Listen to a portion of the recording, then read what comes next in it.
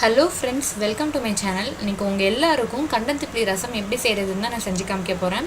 அதுக்கு என்னென்ன பொருட்கள் தேவை அப்படின்னா, அரை டீஸ்பூன் துவரம்பருப்பு, அரை டீஸ்பூன் மிளகு, அரை டீஸ்பூன் சீரகம், அதுக்கப்புறம் ஒரு 4 துண்டு கண்டந்திப்பிலி, அதுக்கப்புறம் ஒரு லெமன் சைஸ் அளவுக்கு புளியை ஒரு 2 டம்ளர் அளவுக்கு தண்ணியில் ஊற வச்சுக்கோங்க. இப்போது நான் அடுப்பில் ஒரு பேன் வச்சுருக்கேன். பேன் கொஞ்சம் நல்லா சூடானதும் நம்ம இந்த பொருட்கள் எல்லாத்தையும் நம்ம அதில் சேர்த்துக்க போகிறோம். சேர்த்துட்டு நம்ம இதை நம்ம லைட்டாக ஃப்ரை பண்ண போகிறோம், ஷாலோ ஃப்ரை பண்ண போகிறோம். ஸ்டவ் மீடியம் ஃப்ளேம்லேயே வச்சு நீங்கள் ஃப்ரை பண்ணுங்கள். ஏன்னா அந்த சீரகம் மிளகுலாம் டக்குன்னு கரிஞ்சிரும். கொஞ்சம் நல்ல வாசனை வந்ததுக்கப்புறம் அது ஒரு மிக்ஸி ஜாரில் ட்ரான்ஸ்ஃபர் பண்ணிவிட்டு இந்த மாதிரி பவுடர் பண்ணிக்கோங்க. இப்போது அதே பேனில் நம்ம 2 டீஸ்பூன் அளவுக்கு தேங்காய் எண்ணெய் யூஸ் பண்ணணும். மெயினாக தேங்காய் எண்ணெய் யூஸ் பண்ணுங்கள், ரொம்ப நல்லது. இல்லை உங்களுக்கு நீங்கள் தேங்காய் எண்ணெய் யூஸ் பண்ணி பழக்கம் இல்லை குக்கிங்க்கு அப்படின்னா நீங்கள் என்ன ஆயில் யூஸ் பண்ணுறீங்களோ யூஸ் பண்ணலாம். இப்போ எண்ணெய் சூடானதும் நான் கடுகு சேர்த்துக்கிட்டேன்.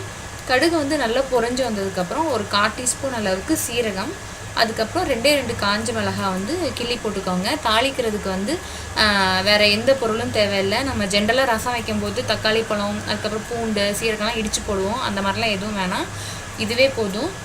இதெல்லாம் போட்டுட்டு நீங்கள் ஒரு 2 நிமிஷம் நல்லா கலந்து விட்டுக்கோங்க. நிறைய பேருக்கு திப்பிலி தெரிஞ்சிருக்கும், லாங் பெப்பர் அப்படின்னு சொல்லுவாங்க இங்கிலீஷில்.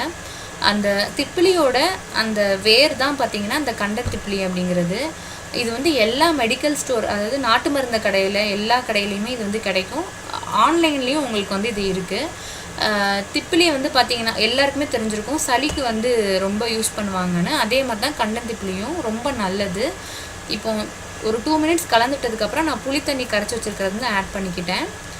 இப்போ இந்த புளி தண்ணியில் நம்ம அரைச்சி வச்சுருக்கிற அந்த மசாலா பவுடரையும் நம்ம ஆட் பண்ணிக்கணும். உங்களுக்கு தண்ணி கொஞ்சம் எக்ஸ்ட்ரா தேவைன்னா நீங்கள் ஆட் பண்ணிக்கலாம். ஆட் பண்ணிவிட்டு ஒரு நல்லா கலந்து விட்டுட்டு ஒரு 1 செகண்ட் அது கொஞ்சம் நல்லா ஒரு மாதிரி நல்லா பிளெண்ட் ஆகட்டும். அதுக்கப்புறம் நம்ம மஞ்சள் தூள், அதுக்கப்புறம் பெருங்காயத்தூள், இது ரெண்டும் நம்ம ஆட் பண்ணிக்கணும். பார்த்தீங்கன்னா 1/4 டீஸ்பூன் மஞ்சள் பொடி ஆட் பண்ணிக்கோங்க, 1/4 டீஸ்பூன் பெருங்காயத்தூள் ஆட் பண்ணிக்கோங்க. இது கொதிக்கிற டைம் பார்த்திங்கன்னா, நம்ம நார்மலாக ரசம் ரொம்ப நேரம் கொதிக்க விடக்கூடாது அப்படின்னு சொல்லுவாங்க. அதே ப்ரொசீஜர் தான் இதுக்கும். நம்ம இதில் போட்டிருக்கிற அந்த மசாலா பவுடர் நம்ம ஏற்கனவே அந்த பொருள் எல்லாத்தையும் நம்ம ஃப்ரை பண்ணி நம்ம அரைச்சி தான் சேர்த்துருக்கோம். அதனால் ரொம்ப நேரம் கொதிக்க விடணும்னு அவசியம் கிடையாது. நல்லா கலந்து விட்டதுக்கப்புறம் ஒரு கைப்பிடி அளவுக்கு கொத்தமல்லி தலையை நீங்கள் சேர்த்துக்கோங்க. அதுக்கப்புறம் கொஞ்சம் நல்லா சைடு ஃபுல்லாக நல்லா நுரக்கட்டி நல்லா கொதிச்சதுக்கப்புறம் நம்ம ஸ்டவ் ஆஃப் பண்ணிக்கலாம். உப்பு நீங்கள் இப்போவும் சேர்த்துக்கலாம், இல்லை நீங்கள் ஸ்டவ் ஆஃப் பண்ணிட்டு கொஞ்சம் ஆறுனதுக்கப்புறம் சேர்த்துக்கலாம். ஏன்னா நிறைய பேர் ரசத்துக்கு ஆறுனதுக்கப்புறம் பரிமாறதுக்கு முன்னாடி உப்பு சேர்த்துப்பாங்க. நீங்கள் எப்படி வேணாலும் சேர்த்துக்கலாம், ஒன்றும் பிரச்சனை இல்லை. ஸோ இந்த மாதிரி ஸ்டேஜ் வந்தோடனே நீங்கள் ரசத்தை நீங்கள் ஆஃப் பண்ணிடலாம்.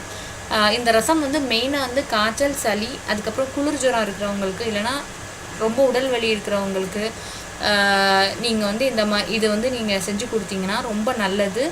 குறிப்பாக சளி இருக்கும்போது இல்லை காய்ச்சல் இருக்கும்போது நம்ம கண்டந்திப்பிலி ரசம் செஞ்சு நம்ம சாப்பிட்டோம் அப்படின்னா உடம்புக்கு ரொம்ப நல்லது, சீக்கிரம் சரியாயிடும்.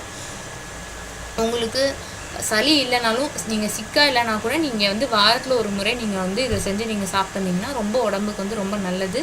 இந்த ரெசிபி உங்கள் எல்லாருக்கும் பிடிச்சிருக்கும்னு நினைக்கிறேன். நீங்களும் செஞ்சு ட்ரை பண்ணி பாருங்கள். தேங்க்ஸ் ஃபார் வாட்சிங் மை வீடியோ.